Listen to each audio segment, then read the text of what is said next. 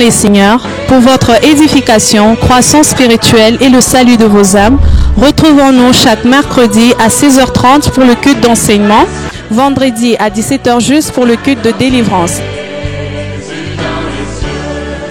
Et chaque dimanche de 7h juste à 10h juste pour le premier service et de 10h30 à 13h juste pour le second service.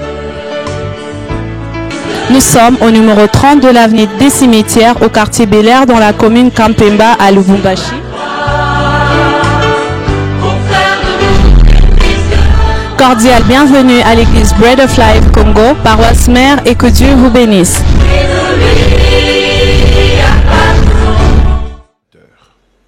Caïphe, Jean, Alexandre et tous ceux qui étaient de la race des principaux sacrificateurs. Ils furent placés au milieu d'eux, Pierre et Jean, et leur demandèrent par quel pouvoir ou au nom de qui avez-vous fait cela?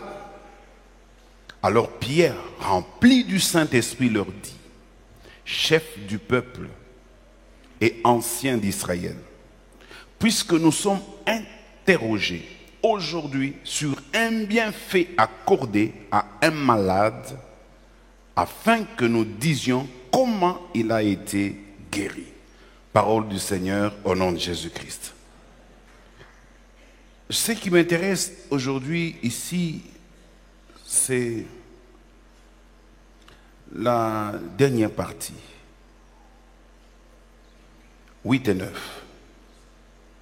Alors Pierre, rempli du Saint-Esprit, leur dit: chef du peuple et ancien d'Israël, puisque nous sommes interrogés aujourd'hui sur un bienfait accordé à un homme malade, afin que nous disions comment il a été guéri. Parole du Seigneur.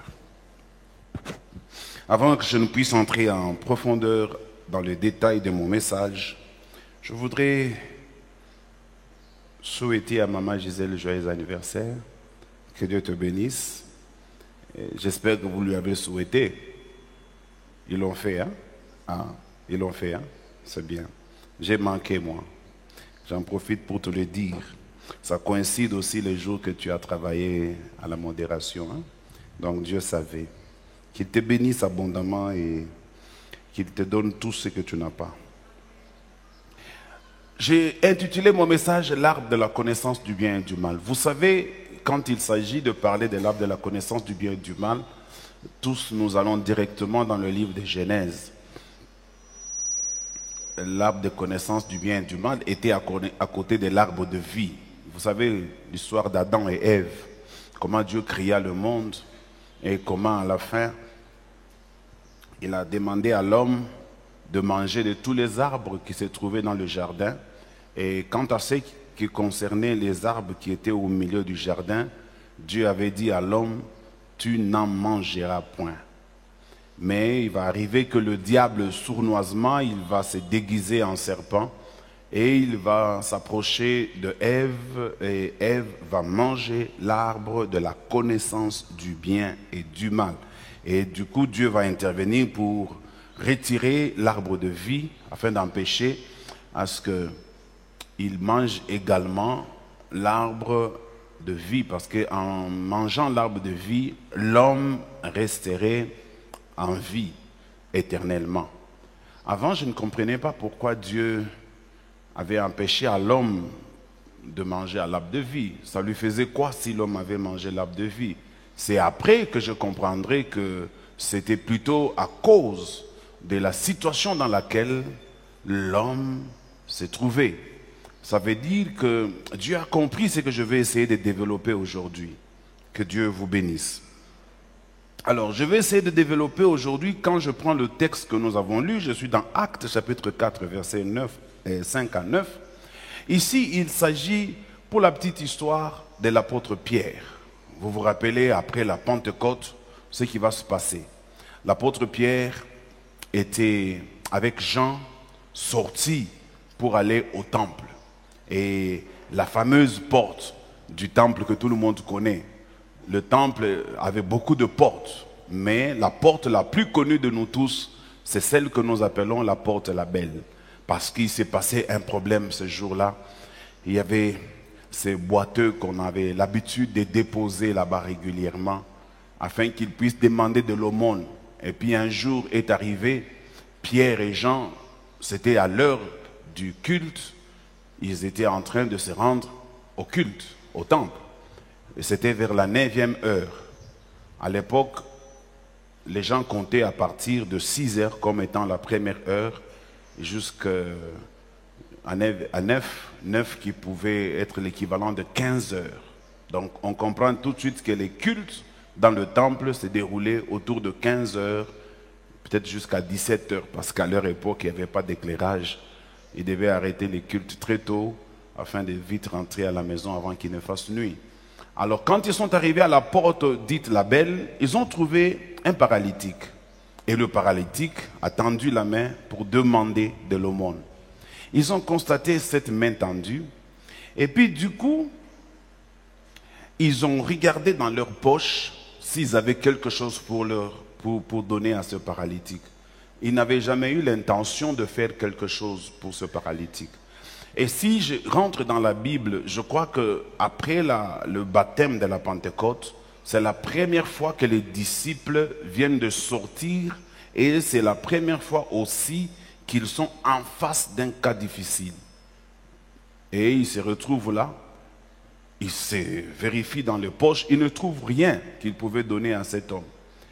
Et puis, ils vont dire, nous n'avons ni or, ni argent. Mais ce que nous avons, nous allons te donner. J'aime beaucoup leur foi parce que, vous savez, quand vous avez déjà un précédent, ça veut dire que vous avez déjà fait quelque chose pour la première fois, peut-être deuxième fois aussi, ça vous donne la foi pour la troisième fois. Vous n'allez pas beaucoup hésiter ni beaucoup réfléchir quand il s'agit de la troisième fois, parce que vous l'avez déjà fait. Mais pour ces deux jeunes hommes, c'est la première fois qu'ils vont vivre ça. Ils ont vu Jésus faire ça. Vous vous rappelez même qu'à un moment donné, on leur avait apporté le lunatique, celui dont le père était allé voir Jésus pour la guérison de son fils. Et ils n'ont pas réussi à le guérir. Jusqu'à ce que le Seigneur va un tout petit peu s'énerver en disant « Jusqu'à quand serai-je avec vous? Jusqu'à quand vous supporterai-je » Parce qu'à ce moment-là, ils n'étaient pas en mesure de guérir ce lunatique. Mais d'où leur vient cette foi qui leur permet d'aller affronter un boiteux de naissance. Ça veut dire, c'est ce qui m'étonne quand j'essaie de comprendre cette histoire. Et ils vont dire, au nom de Jésus-Christ de Nazareth, lève-toi et marche. Et Pierre va lui tendre la main en lui demandant de le fixer dans les yeux. Il le tient à la main et puis le relève brusquement. Ça veut dire que si Pierre n'avait pas fait ces gestes-là, cet homme n'allait jamais se tenir debout. Donc Pierre l'a relevé de force. C'est la raison pour laquelle il l'a tenu à la main. Je crois qu'il y a certaines personnes cette année, Dieu va les relever de force. Dieu va te faire entrer dans ta bénédiction de force. Tu ne vas pas peut-être comprendre comment, mais on va même t'y pousser. Gloire au Seigneur. Oh, je suis en train de voir quelqu'un que Dieu va pousser dans sa bénédiction. Gloire au Seigneur. Vous savez, quand nous, on était des petits garçons, on allait nager. La première fois pour tomber dans l'eau, ça faisait peur parce que l'eau est froide. Alors, on hésitait d'abord, on était là. Et puis, un ami à toi peut venir par derrière, il te pousse comme ça. Quand on est poussé, on n'a pas le choix. On tombe dans l'eau. Et une fois dans l'eau, on n'a plus peur. On se retrouve facilement et on continue la vie. Il y a des gens même aujourd'hui pour se laver. Ce sont des grands papas. Ils commencent d'abord avec les pieds comme ça. Est-ce qu'il y a quelqu'un qui se reconnaît ici? Dieu va te pousser dans ta gloire. Dieu va te faire introduire dans ta bénédiction. Cette année de repos. À moins que Dieu ne soit Dieu sur son trône. Alors cette nouvelle va se répandre d'abord premièrement dans le temple lorsqu'ils vont entrer. Tout le monde était en train de contempler parce que c'était quelqu'un qu'ils connaissaient très bien. C'était la porte principale de l'entrée. Tout le monde connaissait cette personne-là. Tout le monde par moments lui donnait de l'offrande. Mais ce jour-là, un miracle venait de s'accomplir au milieu d'eux. Ils sont tous étonnés. Comment expliquer que cet homme qui est né paralytique, qui n'a jamais marché, qu'est-ce qui s'est passé dans sa vie afin que nous le voyions aujourd'hui dans le temple, parce qu'à l'époque, un paralytique ne pouvait pas entrer dans le temple, mais cette fois-là, ils ont commencé à chercher s'il y avait une infraction. Comment ce paralytique est entré dans le temple? Mais quand il le fixe bien de regard, il constate que le monsieur n'est plus paralytique. Il est en train de marcher sur ses deux pieds. Et ça a créé un émoi dans le culte. Je peux même imaginer, je vous invite à vous imaginer aussi avec moi. C'était peut-être un culte comme celui-ci. Il y avait peut-être le souverain sacrificateur qui était en train d'administrer la parole de Dieu. Et puis, deux jeunes gens sont venus. J'ai parlé de Pierre et des gens. Quand ils sont entrés dans la salle, ils n'étaient pas seuls, mais l'homme qui était toujours dehors est entré avec eux. Et la Bible dit, au lieu d'entrer calmement, respectueusement, l'homme a commencé à sauter en criant, en disant comment il est guéri. Et ça perturbait les déroulements des cultes. Parce qu'il y a des choses, quand Dieu le fait, ça perturbe la situation normale. Et je veux prophétiser dans la vie de quelqu'un. Si Dieu est sur son trône, dans ta vie, il va faire quelque chose qui va créer un bouleversement. Là où il y avait le calme, il y aura des agitations. Là où il y avait des agitations, tout le monde sera calme pour regarder ce qui vient d'arriver. Est-ce que je suis en train de parler à quelqu'un ce matin? Je ne sais pas si celui dont Dieu m'a dit qu'il est dans cette salle est réellement dans cette salle. Je parle à quelqu'un que Dieu va bénir. Je parle à quelqu'un qui va créer la zizanie dans son entourage. Oh, Dieu te bénira de manière à confondre tes ennemis. Et ceux qui ne croyaient pas que toi tu pouvais avoir accès à ces choses-là seront étonnés. Oh, nalobi na mutumoko bakanisa ki yoko kotate, mais bakomona yo pe aussi au koti. Tous ces gens qui pensaient que toi tu n'arriveras pas, ils seront étonnés de constater que tu es entré. Tous ces gens qui pensaient que c'était fini pour toi, ils seront étonnés de constater que ce n'était pas encore fini. Les gens pensaient que c'était fini pour le paralytique. Ce n'était pas encore fini. Quand Dieu n'a pas encore dit que c'est fini, ce n'est pas encore. Même quand le diable dit que c'est fini, ça m'importe peu. Tant que lui n'a pas encore dit un dernier mot, ce n'est pas encore. Les hommes peuvent dire que c'est fini. Mais si Dieu n'a pas encore dit que c'est fini, ce n'est pas encore. Il y a toujours de l'espérance pour celui qui vit. Je dis à quelqu'un, ta situation n'est pas la fin de ton histoire. Ce que tu traverses, ce n'est qu'un chapitre dans ton histoire. Est-ce que je peux encore ajouter quelque chose? Je dis, dans la situation où tu es maintenant, c'est une étape de ta vie. Tous ceux qui sont devenus grands, ils ont des étapes dans leur vie. Toi aussi, celle-ci, c'est une étape qui t'amène vers quelque part. Oh, ça me fait voir Joseph, cet homme qui avait la prophétie, cet homme qui avait reçu des révélations de Dieu sur sa destinée. Il se retrouve dans le puits. À 12 ans, dans le puits. Et puis, il se retrouve dans un char, lié comme un esclave. Et le diable, à ce moment-là, il était autour de lui en train de lui chuchoter à l'oreille. Où sont partis tes rêves? Je dis à quelqu'un, le diable peut te dire des choses aujourd'hui parce que tu es dans une situation catastrophique.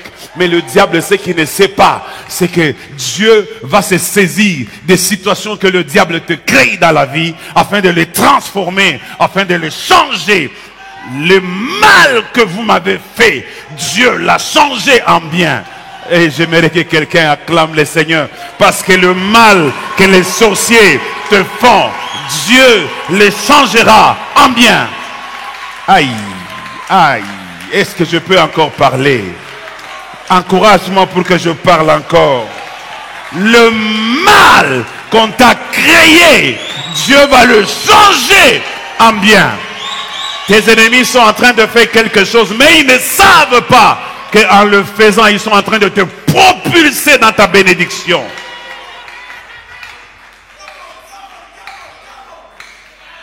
Non, je vous aime, vous êtes merveilleux. Gloire au Seigneur. Ça m'étonne.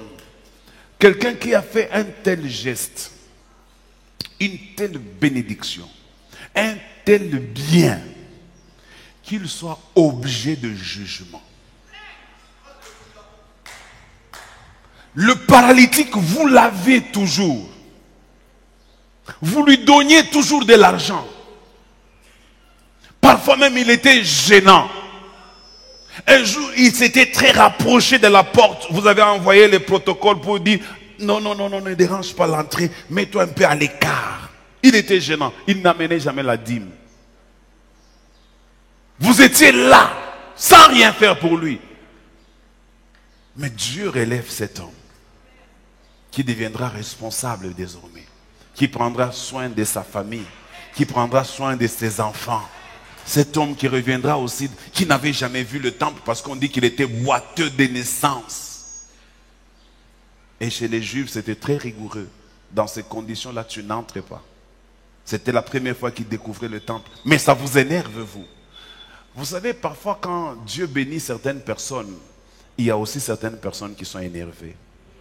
Il y a des gens qui n'aiment pas que tu sois béni. Il y a des gens qui n'aiment pas que toi aussi tu conduises un beau véhicule avec ta famille à l'intérieur. Vous êtes en train de danser, de chanter. Hosanna, Alléluia, gloire à l'agneau. Parce que Dieu vous a visité. Il y a des gens qui ne veulent pas vous voir. Vous aussi habitez chez vous.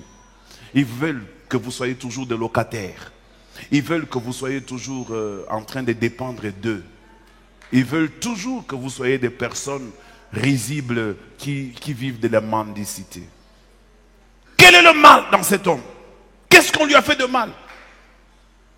On prend Pierre et Jean, on les arrête. Bandouku, ata mwe.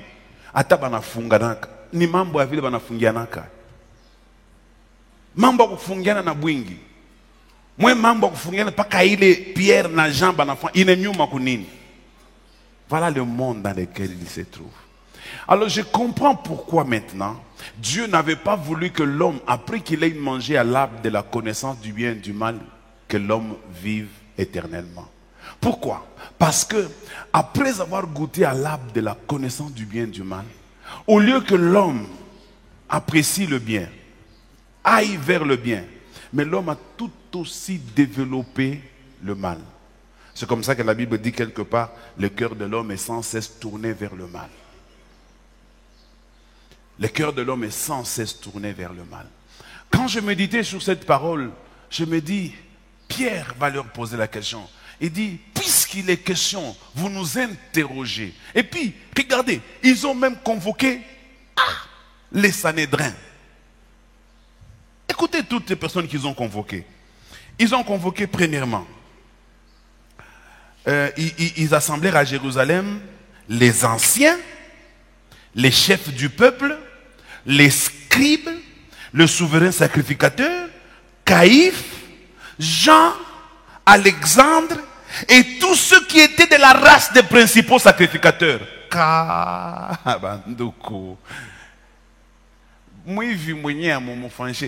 me rappelle aussi un peu l'histoire de Jésus. Jésus était à côté de Barabbas. Un homme qu'il connaissait que c'était un criminel, un bandit, un voyou. Ils vont préférer laisser Barabbas et arrêter les justes, le Fils de Dieu. Ils ont préféré l'arrêter lui. Voici le monde, ce qu'il est devenu. Le monde n'aime pas le bien. Tu te poses la question de savoir pourquoi ta vie est très compliquée, pourquoi les choses ne marchent pas, pourquoi c'est arrivé seulement à toi. Eh bien, c'est la réponse. Nous sommes dans un monde très compliqué. Les gens n'aiment pas le bien des autres. Les gens n'aiment pas les bonheurs des autres. Nous sommes jaloux quand Dieu a béni quelqu'un. Cela est entré même dans l'église. Nous sommes jaloux quand nous voyons quelque chose de bien pour l'autre. Oh, que Dieu ait pitié de nous. Que Dieu te pardonne au nom de Jésus-Christ. Nous aimons parler de mal des autres, pas parce qu'ils ont réellement fait du mal, mais parce que nous n'aimons pas la bénédiction que nous avons vue chez eux. Les gens vont chercher à te créer des ennuis, pas parce que tu es tellement fautif, non, mais parce que tu brilles, parce que tu as du succès, parce que tu réussis. Les hommes n'aiment pas ceux qui réussissent. Le monde n'aime pas ceux qui réussissent. Frères, sœurs, vous êtes ici, vous avez peut-être déjà réussi, ou bientôt vous allez réussir. Faites attention. le monde ne vous aimera jamais.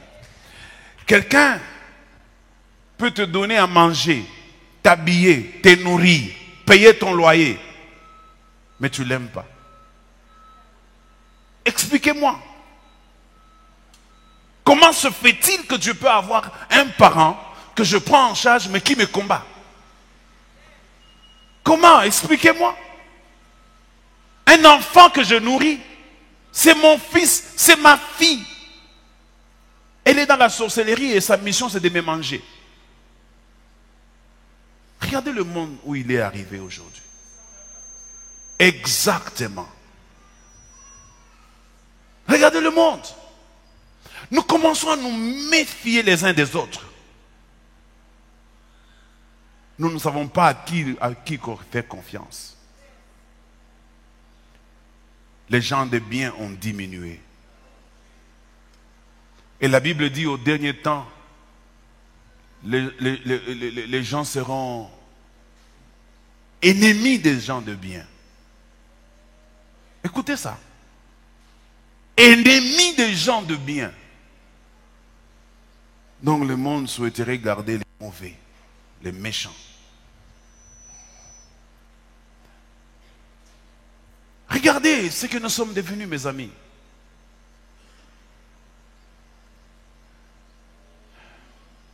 Nous n'aimons plus le bien. Nous aimons le mal. Que Dieu te délivre ce matin au nom de Jésus-Christ. Je sais que je parle de toi. Et si je parle de toi, c'est qu'après ça, il y a un autre chapitre. J'ai intitulé mon premier sous-point. L'inversion de l'échelle de valeur. L'inversion de l'échelle de valeur. Dans l'inversion de l'échelle de valeur, qu'est-ce que je constate? Je constate que je vais attaquer deux ennemis et puis je vais m'arrêter là. Quels sont les deux ennemis que je vais attaquer? Le premier ennemi que je vais attaquer, c'est la mondialisation. Combien connaissent la mondialisation? Vous ne connaissez pas ça. J'avais appris ça à l'université. La mondialisation, c'est... J'avais beaucoup aimé ça quand j'avais appris ça. C'est une initiative qui est venue de l'Europe, où ils se sont dit que, au lieu que nous soyons divisés, au lieu que nous ayons des continents, des pays, vivons ensemble, faisons du monde un village planétaire. Et ils ont initié la rupture des barrières, afin que nous soyons un même peuple. Ils ont connecté le monde avec lui-même. C'est comme ça, ce qui s'est fait aujourd'hui en Allemagne, à la minute, au Congo, on est au courant. N'est-ce pas? Ce qui s'est fait au Congo, à la minute, en France, on est au courant. Il n'y a plus de barrière. À notre époque, pour envoyer quelque chose à Kinshasa, on allait à la poste. On laissait ça à la poste. Ça pouvait faire 1 mois, parfois 6 mois. Juste pour écrire à quelqu'un que non, ici, ta maman est malade. Le jour qu'il peut même recevoir la lettre, sa maman est déjà morte. Mais aujourd'hui, ce n'est pas le cas. On a des téléphones cellulaires. C'est déjà bien. Mais j'ai constaté que la mondialisation nous a aussi détruits.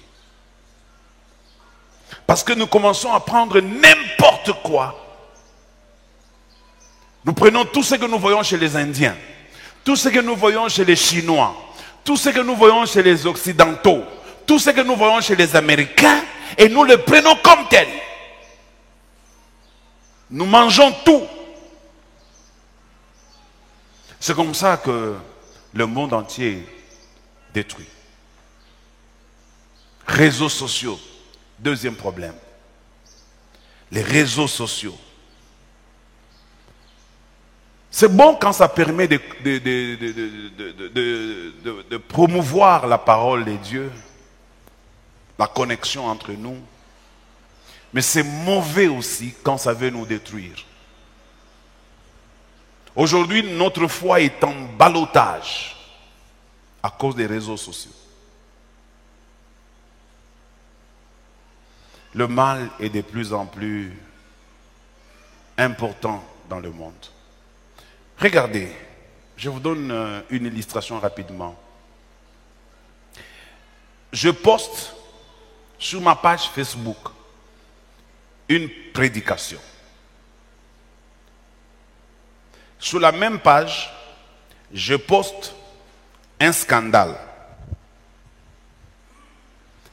Lequel des deux aura beaucoup de vues?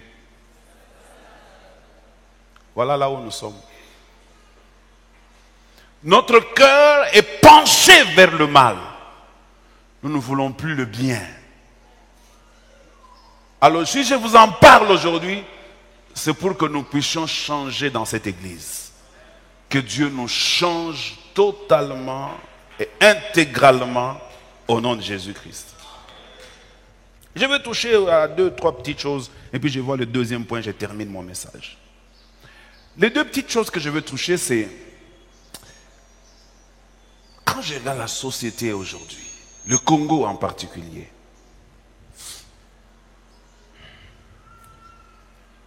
je regarde la politique, je regarde le tribalisme. J'ai vu les chefs de l'État, vous l'avez vu aussi, venir ici à Lubumbashi pour essayer de régler un problème entre Kasaïen et Katangé. Je ne sais pas s'il y en avait vraiment. Non, je ne sais pas. Peut-être que vous savez, mais je ne sais pas s'il y en avait. Admettons qu'il y en avait. J'ai regardé dans tous les gens qu'ils ont invités. Chef coutumier, Moloji. Surtout Octobre Kasai, Moloji. Na wao kumwenye Octobre kulu kumadilolo Moloji. Kisha bana bebe hapo na banani ba député. Bana bayaja musalmo. Depuis baritoka kamo, musha ushikia nini? Parce que chez Njoba échantillon. Rien. N'est-ce pas? J'ai aimé une initiative de l'archevêque de Lubumbashi. Je ne veux pas que vous puissiez être surpris ou qu'on vous dise n'importe quoi. Il m'a appelé, je suis allé le voir à son bureau. On a discuté avec lui. Il a dit qu'il a vu le chef de l'État après tout ça pour lui dire que vous n'avez pas intéressé les hommes de Dieu. Nous, en tant qu'hommes de Dieu, nous avons le privilège de vous parler. J'ai aimé ce qu'un pasteur a dit. Vous savez, nous les hommes de Dieu, nous sommes capables de dire à quelqu'un, ta maman est sorcière, et la personne arrête de parler à sa maman.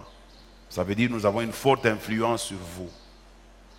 Donc, on doit normalement nous associer. Pourquoi dans ce pays, on n'associe pas les hommes de Dieu? Pourquoi dans ce pays, on détruit l'image de l'Église, l'image des hommes de Dieu? Pourquoi on encourage ça?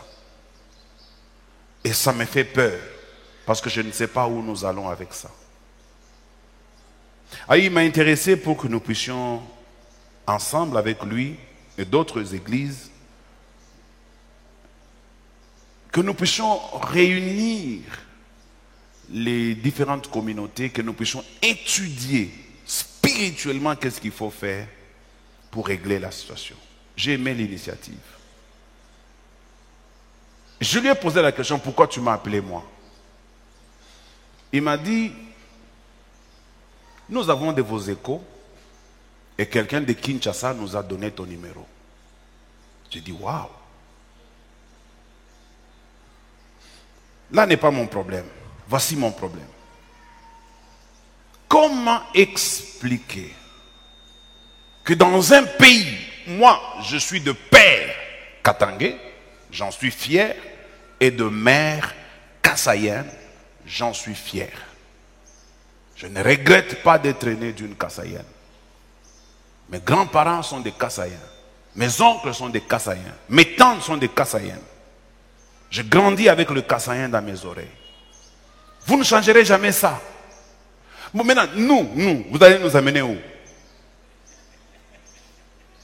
Moi, vous m'amenez où? Je suis devenu chauve-souris. Comme on est ndoku, attention. On est ndoku, attention. Je suis bien placé pour combattre ça. Et je vais combattre ça. Croyez-moi, avec la dernière énergie, soutenez-moi pour que je combatte ça. Amen. Qu'on me dise aujourd'hui que ma mère c'est... Non, ma mère c'est quoi? D'ailleurs ma mère était très belle. Hein? Ah, je vous dis, hein? Très jolie ma maman. Elle est de Kananga. Très jolie. Très jolie. Sasa wewe utafuta mamangu kwa nani? Paka ule njoo wangu. Njoo wangu. Gloire au Seigneur. Alors, écoutez, Église de Dieu. Je vais finir ce premier point. Faisons un effort. Ne tombons pas dans le piège des politiciens. Ne tombons pas dans le piège des gens qui sont faibles. Les faibles sont ceux-là qui utilisent la corde tribale pour avoir les gens derrière eux. Ils ne sont pas capables de convaincre les gens avec des paroles. Ils ne sont pas capables de convaincre les gens avec ce qu'ils font. Ils cherchent maintenant... je t'assais Maïl. Quelqu'un me donne un bon amen. Église, nous devons normalement les sanctionner. Nous devons les sanctionner. J'aime un homme, Martin Luther. Cet homme, il a défié l'Amérique. En plein milieu du racisme, il s'est tenu debout. Il a dit, nous allons vaincre le racisme. Un jour viendra, l'enfant de noir et l'enfant de blanc se tiendront à la main et ils iront ensemble dans une même école. Ils vont se marier, ils vont faire des enfants. C'était une prophétie. Et cela est arrivé exactement comme il avait prophétisé. C'est le temps que l'Église se réveille maintenant. Et Martin Luther a dit une chose. Si l'Église n'arrive pas à jouer le rôle dans sa société en son temps, l'Église a raté sa mission. L'Église n'est pas spectateur dans tout ça. Combattons le tribalisme. Combattons ce qui est mal. Combattons ce qui n'est pas bien. Frère, oui, je suis en visa wende kubulaya. Ni kwenu? Ngaravi logo kiwele wele. Ni kwenu? Mungu fungula njia ya bulaya. Fungula njia ya bulaya. Ni kwenu? Shumbe. Mungu fungula njia ya Kasenga, ya Mpweto, ya Mokambo.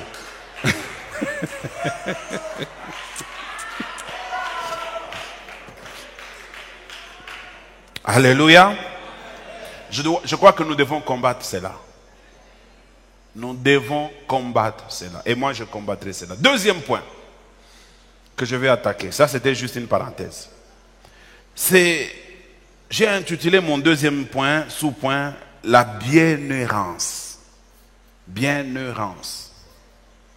Et ça, c'est même la fin que je commence à annoncer.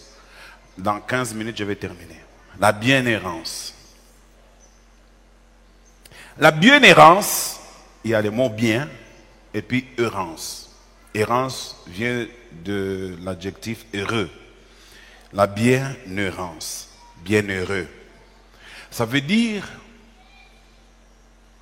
quand quelqu'un est un homme de bien, quand quelqu'un fait du bien, quand quelqu'un aime le bien, cet homme-là sera heureux. La Bible dit, celui qui fait le bien appartient à Dieu. C'est nous, l'Église, qui devons apprendre à faire le bien, afin de montrer aux païens que nous sommes différents d'eux. Ne faisons pas les choses en imitant les païens. Ne faisons pas les choses en copiant ce que nous voyons dans le monde. Faisons-nous la distinction entre le monde et les croyants. Nous sommes de chrétiens. Jésus n'est pas de notre tribu. Jésus ne nous appartient pas charnellement. Nous sommes des chrétiens. Apprenons à faire du bien à ton prochain. On a cessé de faire du bien au prochain. Combien d'habits tu as? Combien? Moi, je souffre d'une chose. J'ai mes habits, mais quand je regarde les gens dans l'église, il y en a peu qui ont ma taille. Bon, tu veux que ça va chinois, ça va. Bon, ça. Un jour, quelqu'un a dit non, papa, je suis un tailleur. Ah, bah, tu es un Kassai. Ata oko tubi. Il n'est pas pacifique. Peut-être. Mais moi, je me demande comment. Quelqu'un donne un bon amen. Apprenons à faire du bien. Il y a maintenant même une méfiance entre les frères de l'église, entre l'église et les pasteurs. Il y a une sorte de méfiance entre nous. Brisons cette méfiance. Soyons des hommes de bien. Frère, sois quelqu'un de bien. Ma sœur, sois quelqu'un de bien. Ne sois pas seulement gentil quand tu viens à l'église. Sois gentil même chez toi à la maison. Le monde va te juger parce que tu es un homme de bien. Le monde va te combattre parce que tu es un homme de bien. Mais n'aie pas peur. Tu as la garantie de la part de Dieu. Celui qui fait le bien, il lui appartient.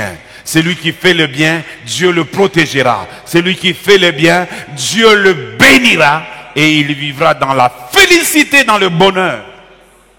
J'ai suivi Muhammad Ali. Qui connaît Mohamed Ali? Aïe, très peu de gens. Mohamed Ali, c'est le meilleur boxeur de toute l'humanité.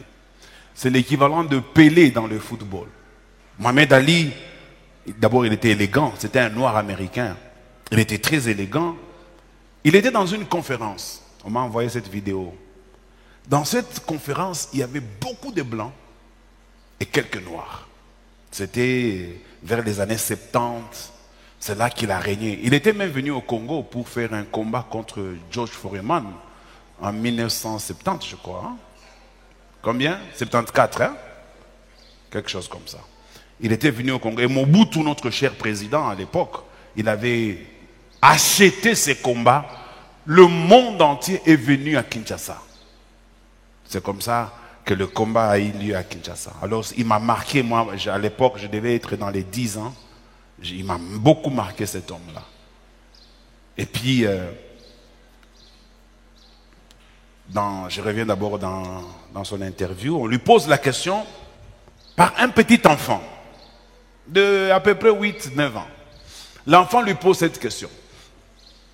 C'est un homme riche, il est en Amérique, il est célèbre. Il faut seulement voir le nombre de gens qui écoutaient quand il était en train de faire cette conférence de presse. On lui pose cette question, que feras-tu quand tu auras cessé de faire la boxe? Il réfléchit un tout petit peu, il répond ceci. J'aimais beaucoup sa réponse. C'est ça qui va me permettre de prêcher. Sa réponse était que, d'abord c'est une révélation. Il dit, est-ce que vous avez déjà réfléchi une fois dans votre vie? Aujourd'hui, moi j'ai 30 ans. Il parle de lui, pas moi. Aujourd'hui, moi j'ai 30 ans. Est-ce que vous savez quand tu as 30 ans, combien de temps tu as passé dans le sommeil? Puisque nous dormons 8 heures, 9, 10 pour d'autres par jour. Donc dans les nombres d'années que nous avons passé sur terre, il y a aussi des temps que nous avons passé dans l'inconscience. Quand nous sommes dans le sommeil, c'est dans l'inconscience. Nous ne savons pas ce qui se passe. Alors s'il fait la sommation du nombre de sommeils de chaque jour par rapport à ses 30 ans, il a constaté que plus de 10 ans, il les a passés dans le sommeil. Tu as quel âge? De ton âge là, le 1/3 de ton âge, tu l'as passé dans le sommeil. Et il dit, regarde comment nous passons à côté de la plaque. Il ajoute, Combien de temps nous passons à la télévision? 2 heures par jour. Multiplie ça. Ajoute autant que tu mets dans le sommeil. Et à la fin, qu'est-ce qui conclut? Les gens passent tout leur temps à ne rien faire. Ou à faire des choses qui ne leur rapportent absolument rien. Maintenant, voici sa conclusion. Il dit, quand j'aurai fini ma boxe, je ne dormirai pas. Je mettrai toute ma vie dans l'œuvre du Seigneur. Noir sur blanc. Je ne veux pas mourir et aller en enfer. Et que le Seigneur me pose la question, qu'est-ce que tu as fait des années que je t'ai donné sur terre? Et que je lui dise que je dormais, j'ai regardé la télé, j'ai visité mes amis. Qu'est-ce que tu fais des nombres d'années que Dieu t'a donné? Tu évangélises? Tu fais du bien? Tu détruis? Et il dit ceci. Vous pensez que Dieu n'existe pas. Il donne un exemple. Je prends mon ordinateur.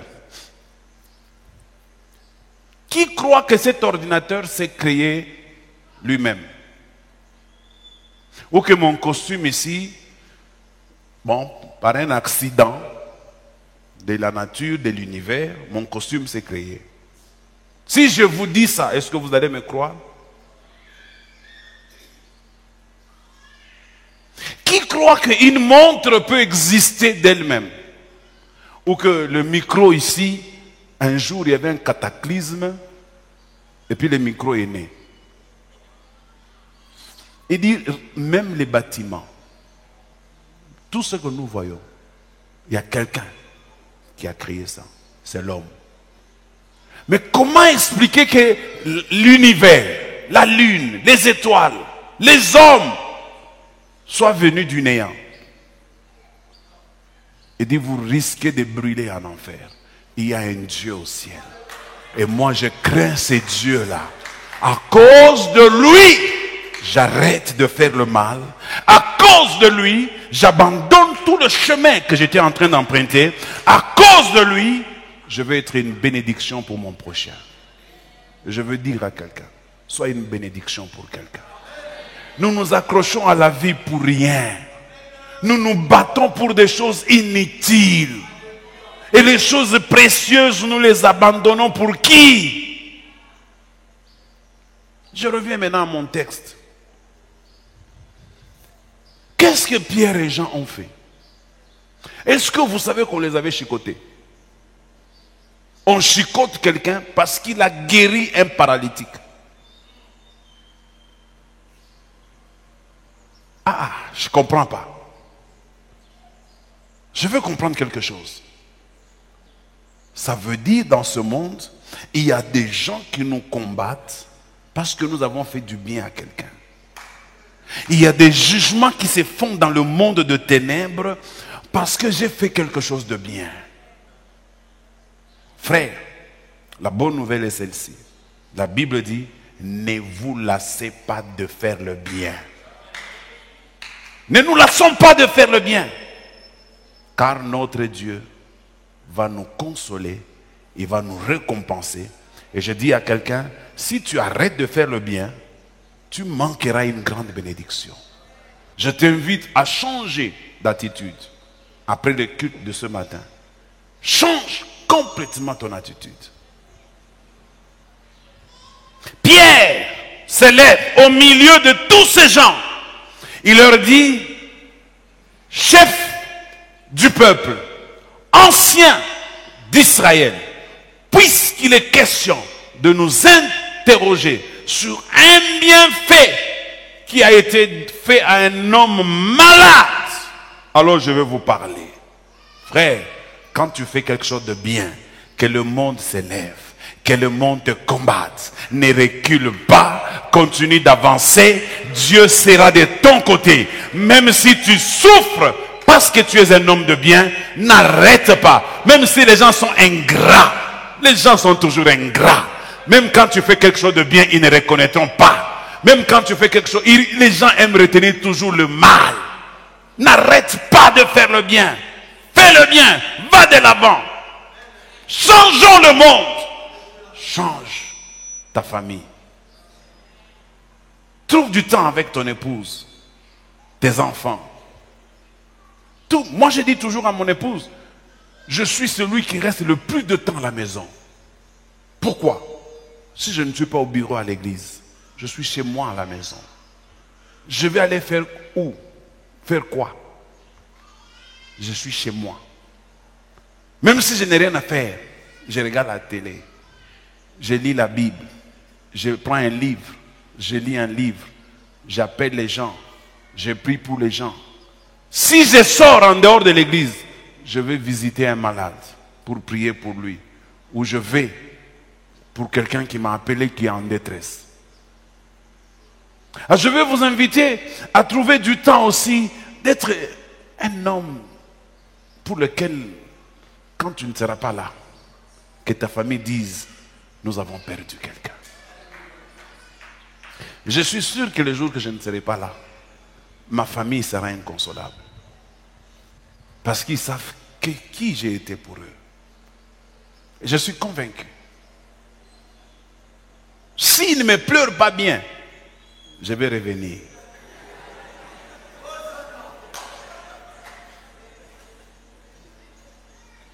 Je suis sûr que si cela arrivait, vous tous ici, vous serez inconsolables. Vous pleurerez comme jamais. Parce que je sais ce que je fais pour vous. Je prie pour vous. Je prêche pour vous. Je vous présente devant Dieu. Quand j'ai la possibilité de vous faire du bien, je peux le faire. Je n'hésite pas quand il s'agit de faire du bien.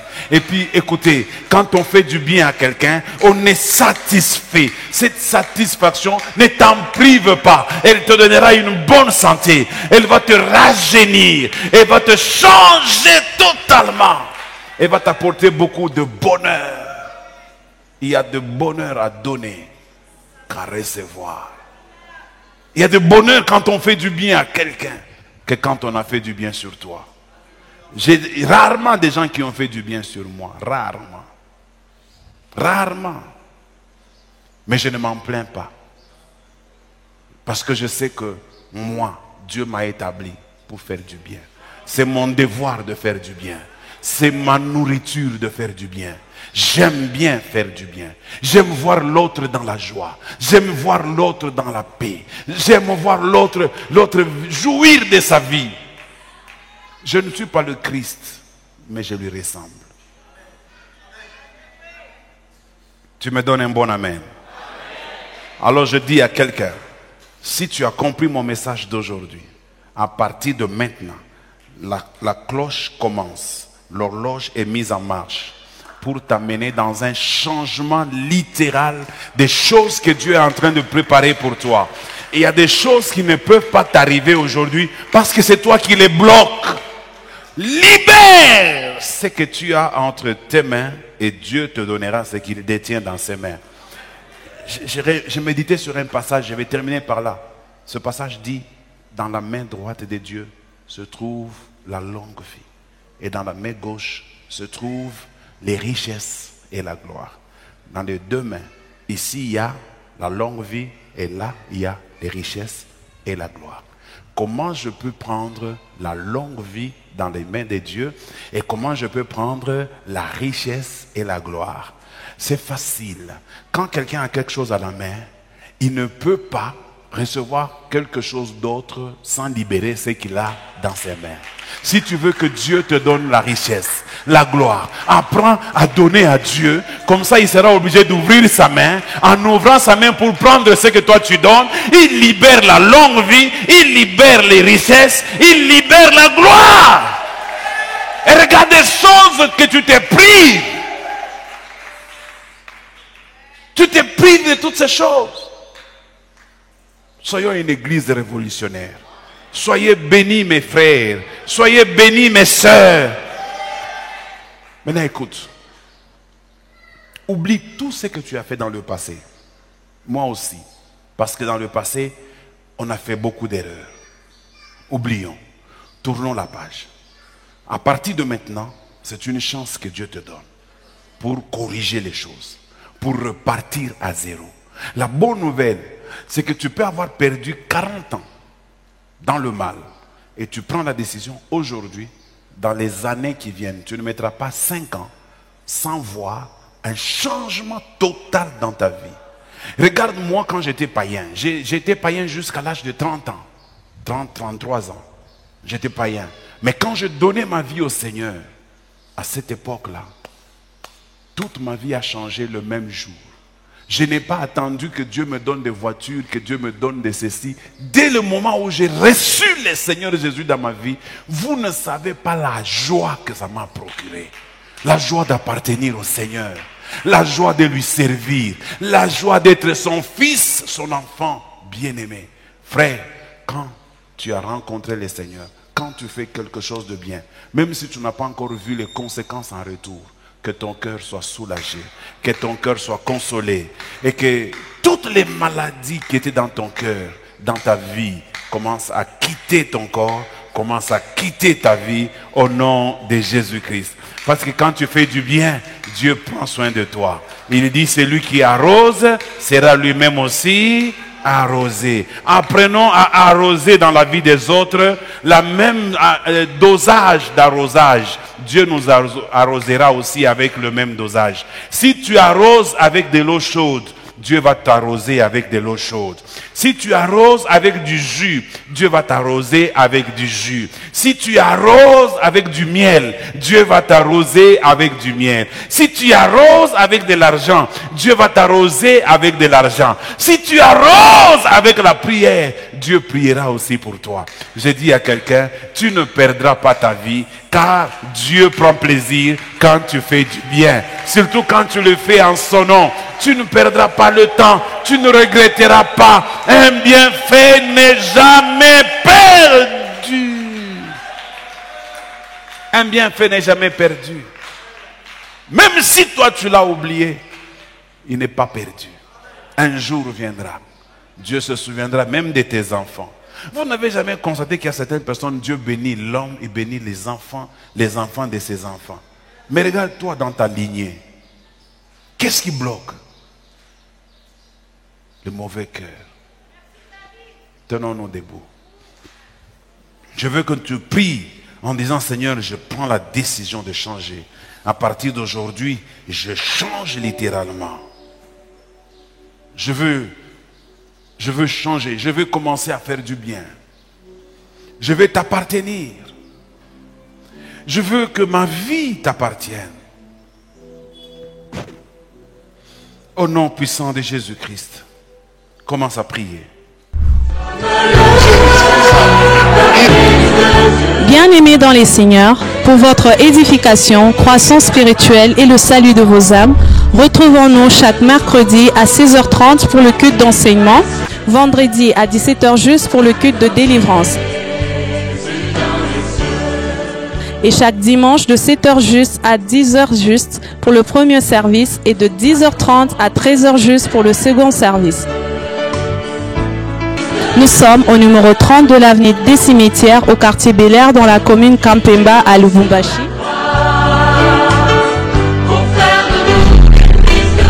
Cordial bienvenue à l'église Bread of Life Congo, paroisse mère, et que Dieu vous bénisse.